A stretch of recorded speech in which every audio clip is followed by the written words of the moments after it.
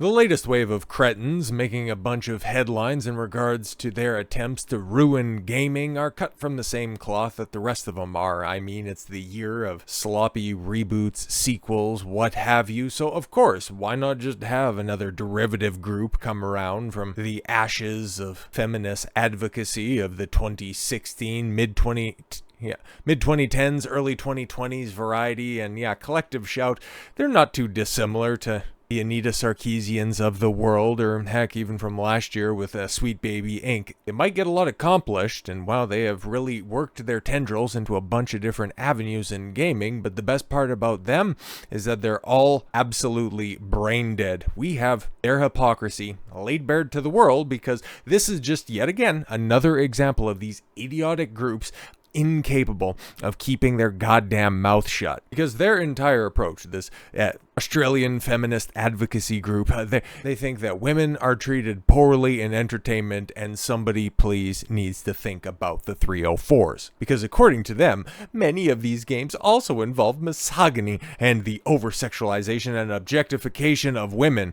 Yeah, there's Stellar Blade, but she's the protagonist and she's also a goddamn robot, so okay. Female characters are often depicted as weak. Now, okay, you really have to stretch your memory capacity to even mention one specific instance. I would even say across all of entertainment in the mainstream sense. I'm sure that there's indies and some animes that are out there that might, actually do this properly. But when was the last time that there was like a flawed female protagonist in a mainstream production? Like, I legitimately cannot name you any. I'm not being facetious or hyperbolic.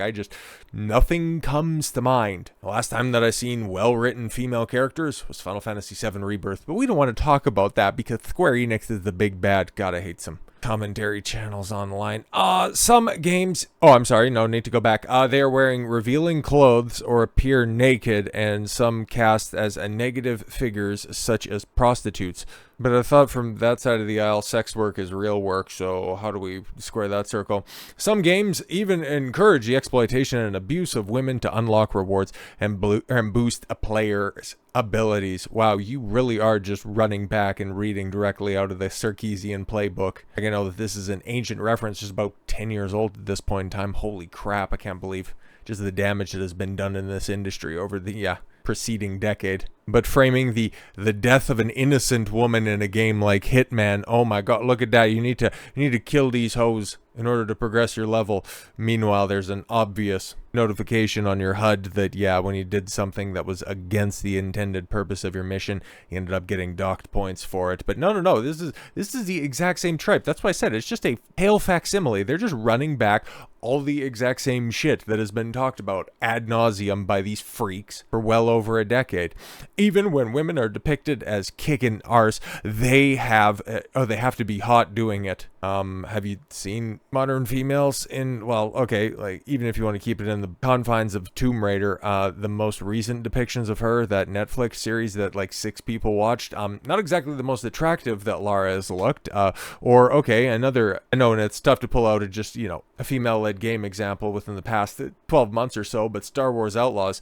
Would anybody confuse Kay Vess with her voice actress Humberly Gonzalez? And even just broadening this conversation out even wider than that. Remember Madam Web? Everybody remembers the crown jewel in Sony's Spider-Man-less Spider-Verse. But how they had Hawkgirl, Isabella Merced, and Sydney Sweeney in a movie and managed to make both of them look like frumpy disaster areas. I mean, there's a reason both of those examples flopped spectacularly.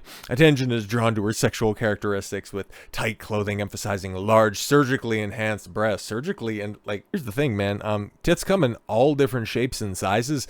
Just because they're large, just because they're perky, just because they're round and reasonably symmetrical, doesn't mean that they're surgically enhanced. But alright.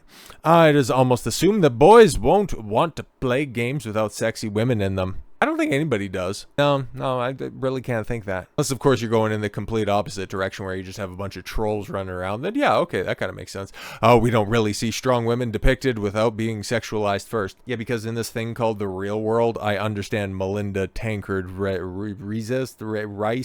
whatever, man, some idiotic hack that actually has quite a litany of quotes, some of which are just absolutely hilarious. But women's chief agency, because I know, right, like this could probably make her head explode, which, oh boy, a boy can dream. If you're in an action-based environment, like most of these situations presented in video games, like a woman is never going to square up to a man and come out the other side the victor. Like that's just never going to happen, okay? Unless you go with a situation where you have like, you know, professional CrossFit model against somebody like Kevin Hart. It's like, unless you do these one-off cherry-picked examples, an average woman against an average man, or even of two parties equally competent in whatever they're doing, whatever scenario they're in, a woman has to maximize her attributes as best as she can, because the physical domain isn't one that she's going to come out the other side of. She's going to have to use other means in order to accomplish her goal. That's the way that things happen in real life. And now we're starting to see all of these stupid ass female action stars, okay, all of their influence over the past 10, 15 years. Now it's starting to play out in real life. And oh boy,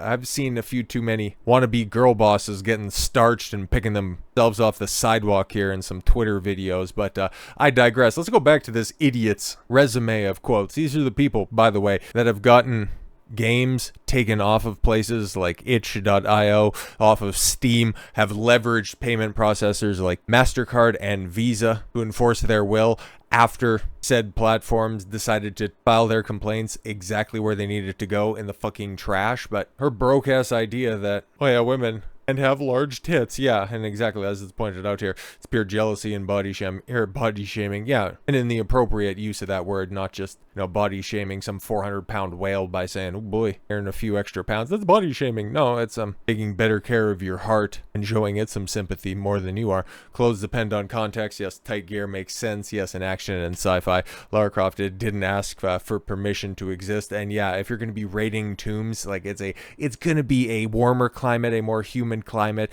Are you going to want a full-on burqa when you're trying to swing from platform to platform? Yeah. Strong women can be sexy, and sexy is subjective. Why shame girls who embrace both? She ignores genre, world building, different games, different vibes. Yes, her criticism flattens all creative nuance. She's an idiot, an absolute idiot. And now, over the past couple of weeks, a collective shout have been brought to the forefront. Well, they're starting to get some pushback, and it's interesting, right? I suppose they unironically believe that they would just simply be able to sanitize the world and nobody was going to push back on this. Are they that delusional? Well, apparently so, because the group that contacted card companies to censor games and anime are now sending emails saying they are being accused of false accusations. Once again, all of their accusations are out there. They took credit for Microsoft, or I'm sorry, not Microsoft, but eventually they're going to get leveraged as well. But MasterCard and Visa putting pressure on Steam and itch to get rid of problematic games. But yes, despite them jumping for joy when Steam and itch.io removed thousands of games, they're even asking for money for profit. Yeah, exactly, because, oh, help, we're being threatened, give us money. The grift has been exposed. And just like Feminist Frequency, just like Sarkeesian, Zoe Quinn, what was that other one? Oh, Brianna Wu, all sitting on a panel in front of the UN, just crying their eyes out of all the crocodile tears that they can muster. Their lies, their fiction are making widespread changes. There's a reason. I seen a headline, somebody was trying to challenge the Online Safety Act over in the UK and ended up losing on appeal. I don't know how strong the lawsuit was, but eventually it's going to get cracked. That law will get cracked. Something is going to happen. It's not going to be the law of the land for too much longer, but as it sits right now, it's having wide-ranging changes, just like leveraging those payment processors will have gigantic knock-on effects. Oh, it's just anime. Oh, it's just video games right now. Oh, it's just all of these graphic visual novels that are just disgusting. It starts there and then it rolls out of control. If you've been around long enough, you know exactly how these things go. And yeah, the EU Digital Service Act pressures US tech companies, including X, to enforce global censorship, including on American political speech, according to the US House Judiciary report. And we talked about this, I think, last week or the week before, but yeah, there's even right now a sitting member of Congress, a representative, I think it was from Missouri, okay, some bitch from the Midwest, Republican, by the way, just going to show you that, oh yeah, right, for as much as they want to claim every couple of years, oh yeah, we're MAGA, we're America first, when in actuality, this is sisterhood uber alles first. So yeah, fuck that up as yet another example. But thank God that the United States Constitution, that First Amendment, thank God that that supersedes the whims and the emotions of women, at least for right now. So yeah, there won't necessarily be an online censorship bill quite like the UK coming over, quite yet, for as much pressure as there is out there.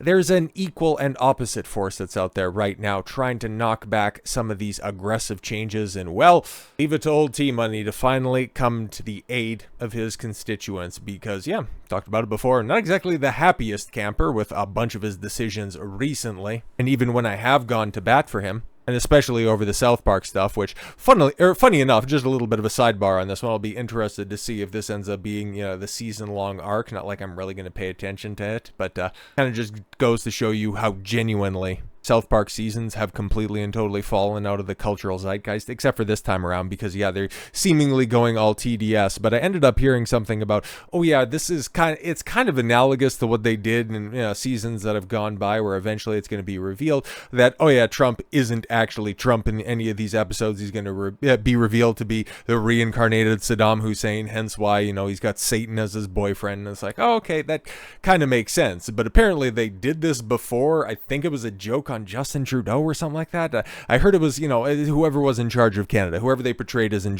charge of Canada, because I find it very difficult to believe that they would take a shot at Trudeau, but if they did, that's fine. But then that also underscores the point that I made last week that, holy shit, nobody gives a fuck about South Park outside of the 1 or 2 times where their hypocrisy gets exposed. Like, you didn't want to run back the Satan's boyfriend gag with Joe Biden, that stutter and muttering old prick that is just fucking blowing bubbles in his oatmeal right now. Okay, well, the last time that he came out, he said something so catastrophically stupid that the fucking View got canceled. Wasn't that the last public appearance that he made? And yeah, nobody's heard a hide nor hair from that dumb old fucker for a minute now. You couldn't take shots at that. You couldn't run that storyline then. But yeah, you're even running back. You're running back an old story after you get $1.5 billion, huh? But oh yeah, it's just going to be a big gag over the top of this entire 27th season. And it's all to take shots at Trump because, oh, he's not governing like he promised to. He's not acting the part of the guy that was on the campaign trail. And I can kind of understand that, but this right here, Trump executive order, could end a MasterCard and Visa gaming censorship. Yeah, this is the type of shit that we wanted. Okay, this is something that, I was talking about before.